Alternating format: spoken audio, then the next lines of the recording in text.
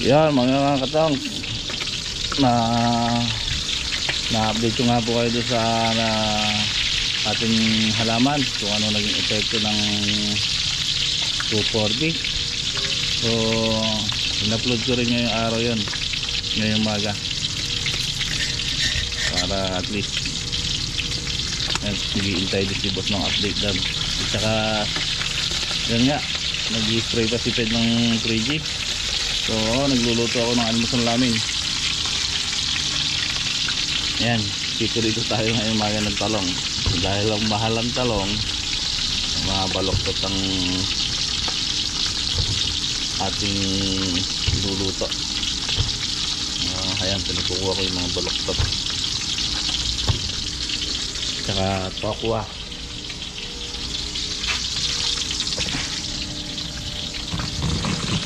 Shoutout nga po kay Sir Ronald, Master Ronald Reyes, yan, at saka kay Madam Gina Reyes. Shoutout po sa inyo ng New Jersey, USA. Yan, maraming salamat po sa panonood. At syempre kay boss, tsaka kay ate, yan, kay Sir John Depp, shoutout po.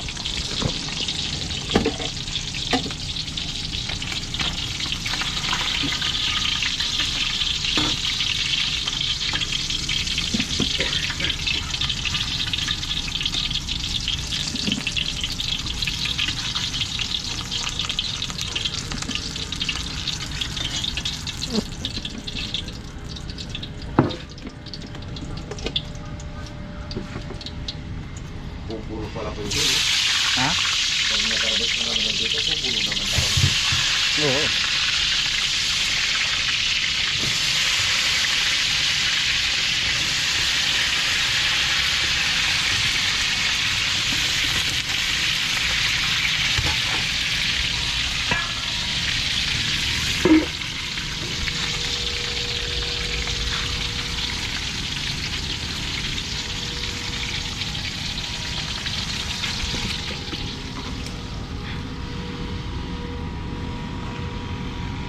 Ngayon si Ped mga katongs nag-spray doon sa Taiwan. So yung Taiwan natin medyo okay naman. At yung kamatis ito,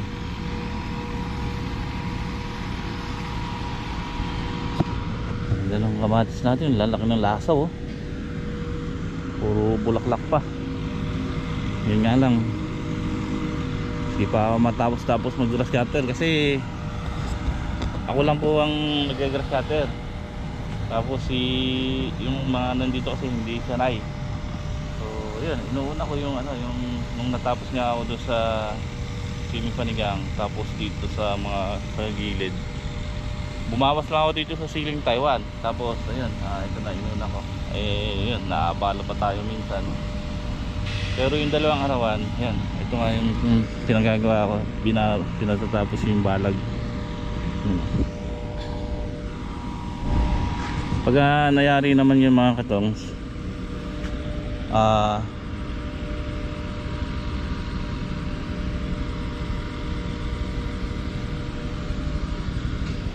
kapag nayari naman balagan yon, papataba naman sila dito sa talong. At pag nayari ko naman grasyatero ito, dito naman ako magagrasyate. So malinis naman yung kanya, yung sa may puno, naka plastic naman yan eh. Hindi ako ganong kinakabahan dyan. Yung damo na yan nasa gilid lang. Yabang, pakitignan mo nga italangan eh.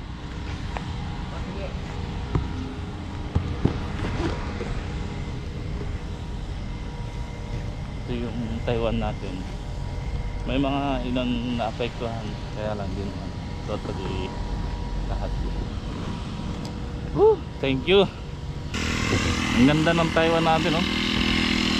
Kapal, oh.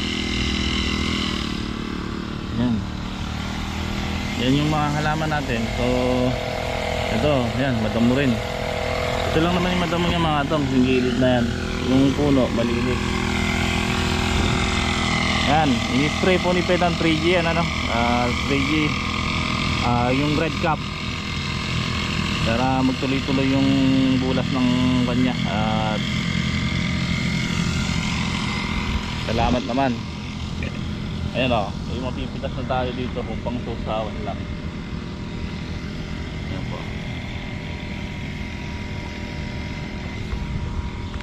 Dito lang talaga yung siling siling panigang.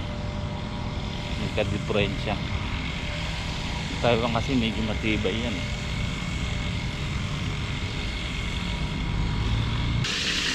Ay, kagabi. Gabang. Kagabi. Oh. May nangingilaw dyan. 5. Namamaril. Ha? Namamaril lang bato-bato. Yan. Oh. Namamaril ba yung ganan? Oh. Umiilang. Oo.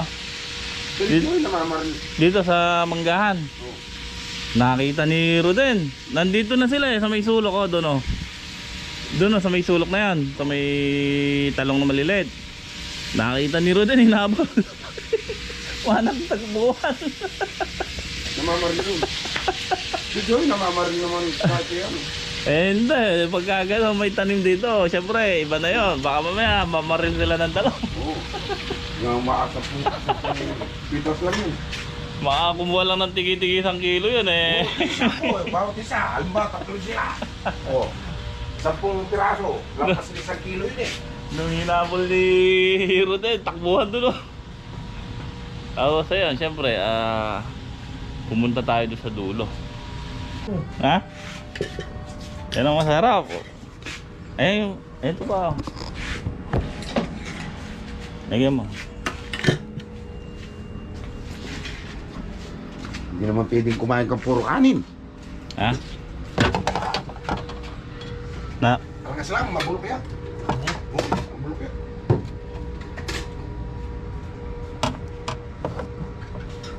Mataw yung...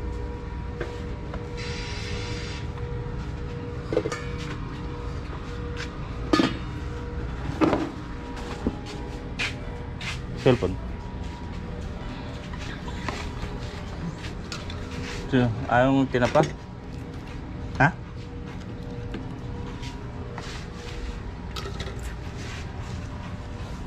Uy! Sa'yo kape yan. Sarap naman ng almusal.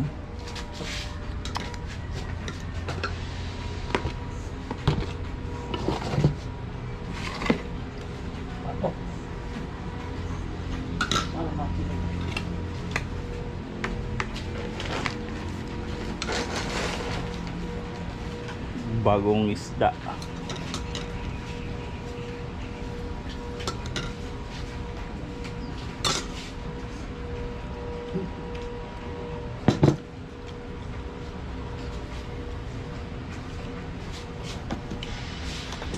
Ngayon pa lang kami tangahan ng talong ni Ped uling yan. Sino? Ay, kami ni Ped.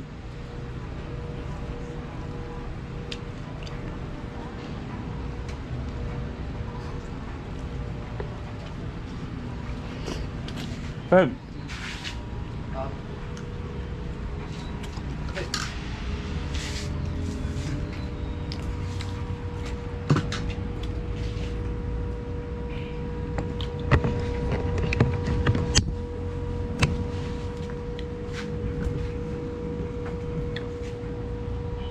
Yan mga katong, may nakikikain sa atin. Trabador mo! Ang kain. Lutot!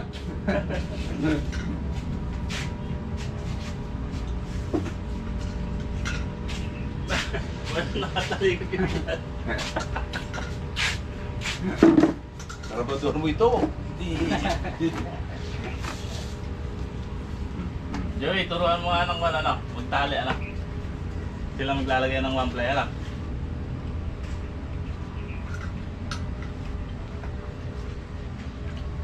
Dati porma ko sa kanya na yung porma ko. Si Joey.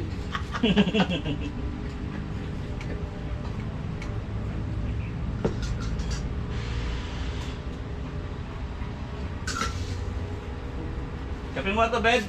Hindi. Thailand! Malamig na eh.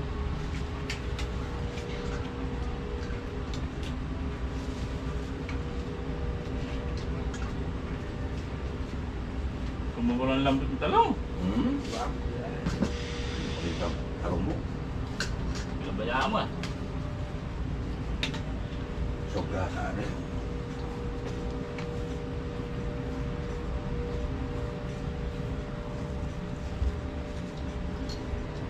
Yung may tubig dun. Ala.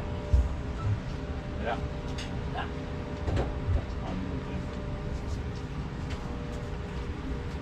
Water therapy. Yelo na, Pet.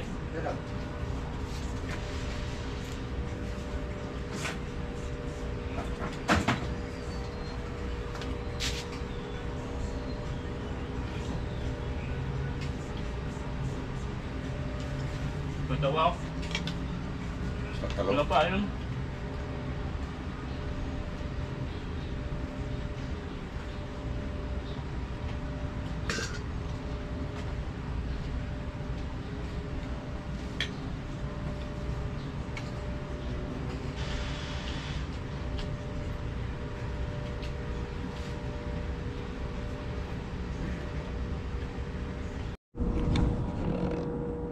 Yo mga katoks, tapos na nga po kami mag-almusal. Tapos ayan balik na sila sa kanya-kanyang ginagawa. So sila Kuya Bong,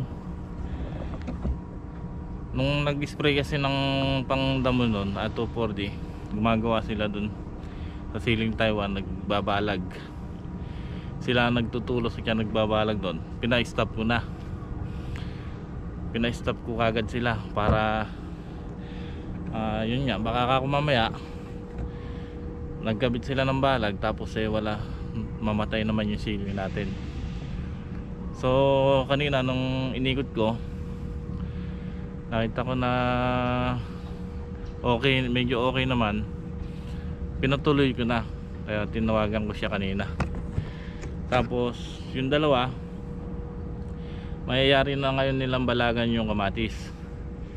Pagkayari nila ngayong maga, bago mananghali, magdadamo sila dito sa talong. Pinabubunod ko yung damo sa puno dito sa maliliit. Nag-grass cutter ko nga po ito kahapon. Yan, kahapon nga po. Kahapon wala naman tayong vlog. Nag-grass cutter po ako, nag-grass cutter dito sa maliliit na talong. At ayan, ngayon yung gawi po doon, kung nakita nyo naninilaw, binomba ko po ng banda mo yun, kaso hindi naman nun namatay lahat kasi medyo matataas na yung damo. Kaya ang ginawa ko, ginagrass cutter ko na lang para at least mabilis. Tapos yun nga, bubunutan nila ng damo yung puno ng talong na ito, tapos papatabaan nila. So yun ang trabaho nila pag nayari sila doon sa kamatis. Saglit na lang yan, tigisan tudling na lang daw sila, maiksing tudling na lang yan. So ako, tuloy ang grass cutter ko dito. Pag natapos ako, doon naman sa kamatis, habang binubudbud naman nila yung chicken manure dito sa gilid. Pag natapos ang mag grass cutter sa kamatis, aararuhin ko na to. So yun, ganun lang ang trabaho, dire-diretso. Kailangan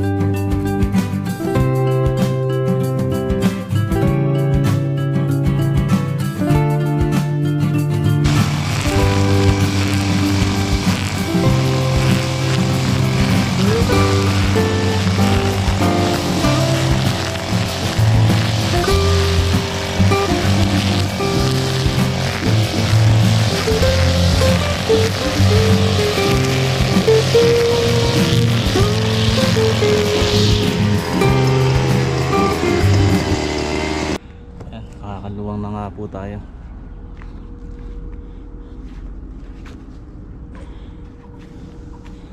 Kaluwang na tayo. So 3 butas na lang dito.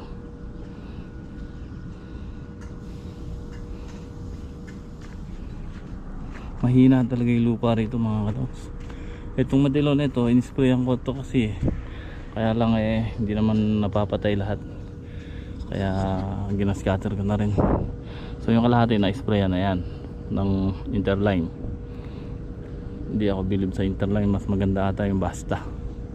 So may mga buhay pa eh. So ayan, ginagascatter na lang natin. Hina ng lupa dito. Sa damo pa lang makikita mo yun Kaya yung itsura ng damo mahina. Ito nyo na yung lupa sa damo, sa tubo ng damo. Pagka yung damo makakuan, maliliit, kulang na kulang sa vitamins. Halaman natin dito mahina. Nakakadalawang patabaan na tayo rito. So hindi ka mukha dito. Andun pa si Ped. Dito nga si Boss J, nagluluto ng tanghalian. Adobo. Adobo yan, may papaya. Pinola to. Ayos si Boss J. Ayos si Boss J.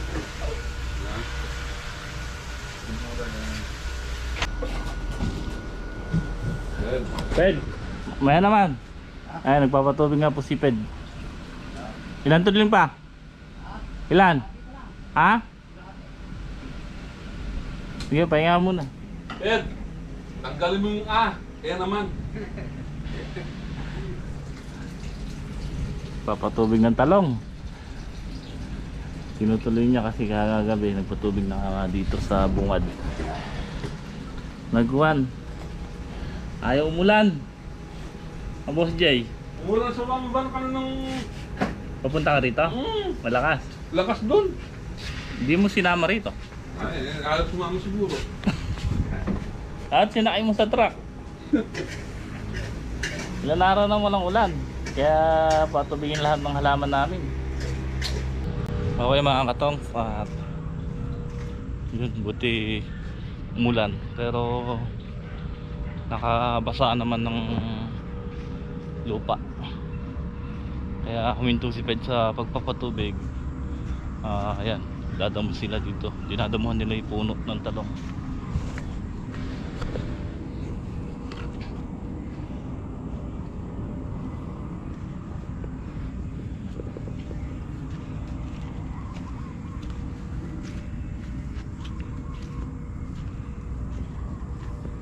Kanina nga po nagpataba sila.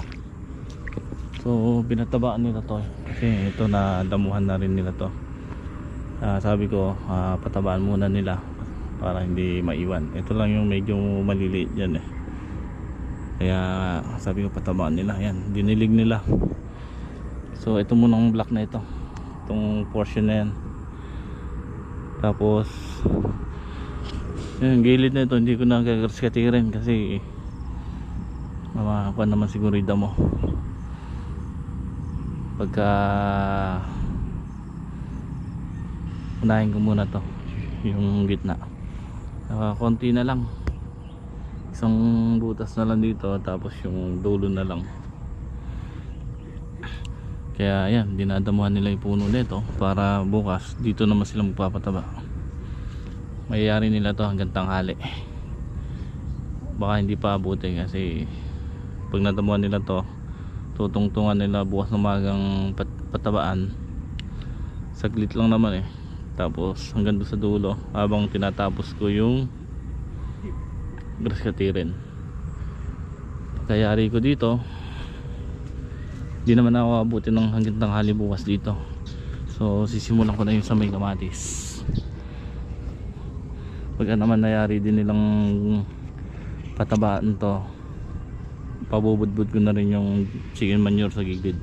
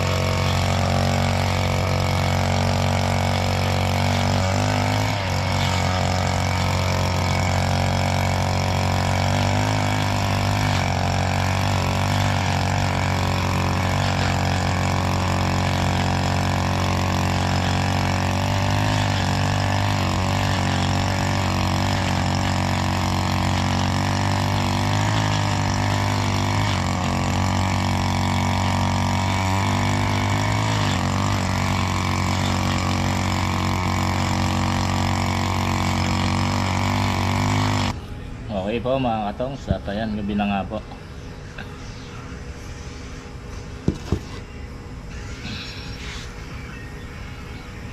Bali, hindi natin nayari yung rescatering dito sa talong na maliit.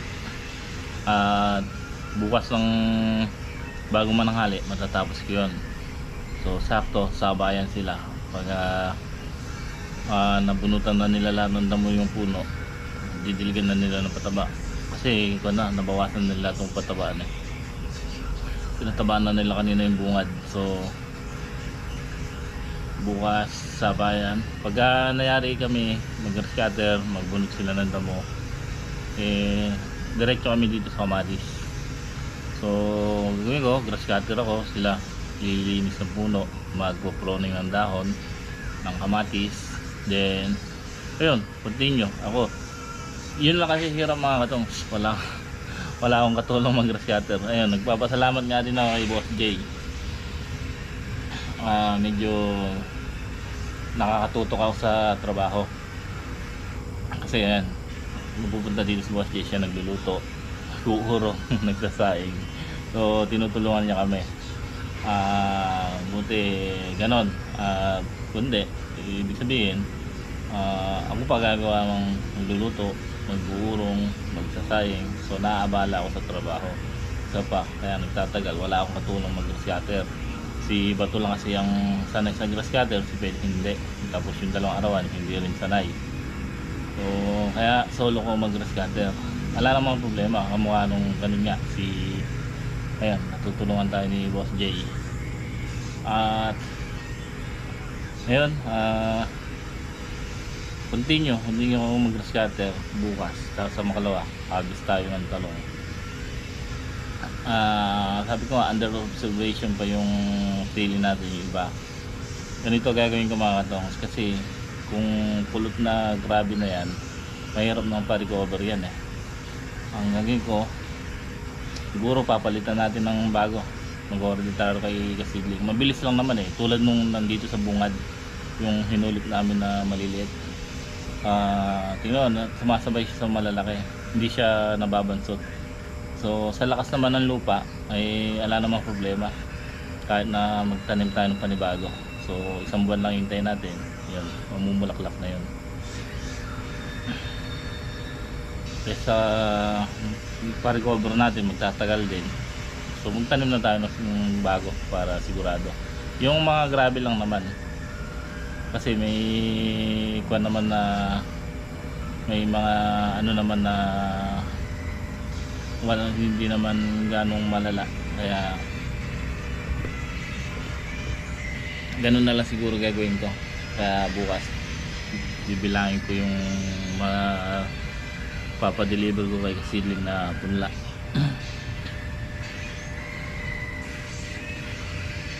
So yan mga katongs, hanggang dito na lang muna ang ating vlog. Muli po, maraming salamat.